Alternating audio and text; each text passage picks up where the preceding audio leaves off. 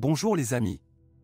La gamme d'unités essence est représentée par des moteurs à 16 soupapes d'une cylindrée de 1,5 litre / 90 ch, QG15DE, et 1,8 litre 114 ch, QG18DE.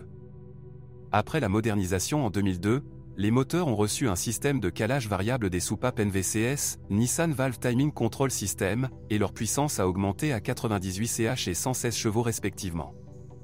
Le principal problème des deux moteurs est l'augmentation des pertes d'huile, jusqu'à 1 litre au 1000 km, après 200 à 300 000 km.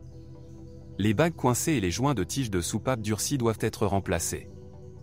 De plus, les deux unités disposent d'une chaîne de distribution. Il a tendance à s'étendre après 200 à 300 000 km. Dans ce cas, un grondement caractéristique apparaît, la puissance chute et des erreurs apparaissent dans la position de l'arbre à cam et du vilebrequin. D'autres défauts typiques affectent les bobines d'allumage, la sonde lambda, le capteur de position du vilebrequin et de l'arbre à cam. Le jeu des soupapes est ajusté en sélectionnant des poussoirs ou des cales, les deux options ont été utilisées. Après 300 000 km, les balais du démarreur s'usent. Avec l'âge, le radiateur s'use aussi. Certains problèmes ont également affecté les moteurs diesel, en particulier le 2.2D, YD22DDT, de 110 chevaux à injection directe de carburant de la propre production de Nissan.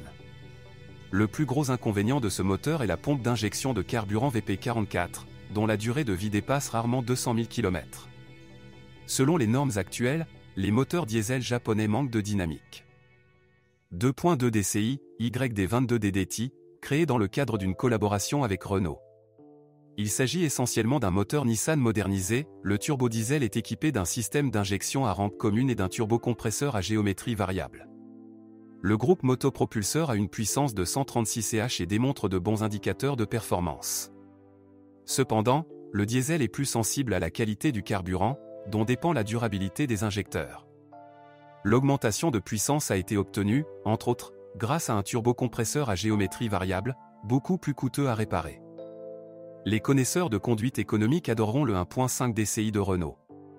Sa puissance maximale est de 82 chevaux et le sprint jusqu'à des centaines prend 14,5 secondes. La consommation moyenne de carburant est d'environ 4,5 L 100 km. Le diesel de 1,5 litre est sensible à la qualité du carburant. Après 100 000 à 150 000 km, la probabilité de devoir remplacer les injecteurs de carburant d'Anso augmente. Malheureusement, le fabricant n'a pas prévu la possibilité de réparation. Après 150 à 200 000 km, ce sera peut-être le tour d'un turbocompresseur. De plus, il existe des cas de rotation des chemises et de panne de la pompe à carburant. Cependant, les propriétaires font généralement l'éloge de ce moteur. De série, tous les moteurs sont associés à une boîte manuelle à 5 rapports, à l'exception du 2.2 DCI de 136 chevaux, qui n'est disponible qu'avec une boîte manuelle à 6 rapports.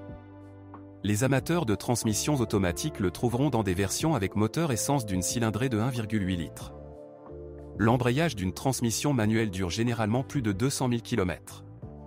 Ensuite, la boîte de vitesse manuelle associée au 1.5 QG15DE atmosphérique pourrait tomber en panne. Les roulements et les arbres s'usent prématurément. La machine est beaucoup plus durable et est moins susceptible d'être envoyée en réparation. Les premiers dysfonctionnements graves de la transmission automatique surviennent après 250 à 300 000 km. Il est à noter que l'Almera n'est pas trop rigide et absorbe bien les chocs. Une solution non standard est utilisée sur l'essieu arrière, le soi-disant mécanisme Scott-Russell. Grâce à un système de levier fixé à la poutre de torsion, le comportement de la voiture à grande vitesse est amélioré, y compris dans les virages sur mauvais revêtement. Les blocs silencieux de la suspension arrière atteignent jusqu'à 300 000 km. Les rotules et les blocs silencieux du train avant sont moins durables. Ceux d'usine ont duré jusqu'à 150 à 200 000 km, les analogues ont duré environ 50 à 100 000 km. Les roulements de roues ont une durée de vie similaire. Les arrières sont remplacés avec le moyeu et les avants, séparément. Sur un segment de 200 à 300 000 km, il est nécessaire de mettre à jour les joints homocinétiques extérieurs et intérieurs. Après 200 à 250 000 km, la crémaillère de direction peut cogner ou fuir. La traverse inférieure de l'arbre de direction peut également nécessiter une attention particulière. Dans les versions avec 1,5 DCI, il existe un risque de panne de la pompe de direction assistée électro-hydraulique. Toutes les modifications de carrosserie sont liées à un gros problème, la corrosion. Cependant, Grâce aux efforts du constructeur, par rapport à la génération précédente, le défaut a pris une ampleur moindre, mais il n'a pas été possible d'éliminer complètement la maladie. Malgré le fait que la carrosserie soit galvanisée, la rouille affecte plusieurs de ses éléments, aile arrière, bas de caisse, soubassement et même les coupelles de support des amortisseurs avant. La corrosion est également impitoyable pour le système d'échappement. Si vous connaissez d'autres dysfonctionnements de modèle, assurez-vous d'en parler.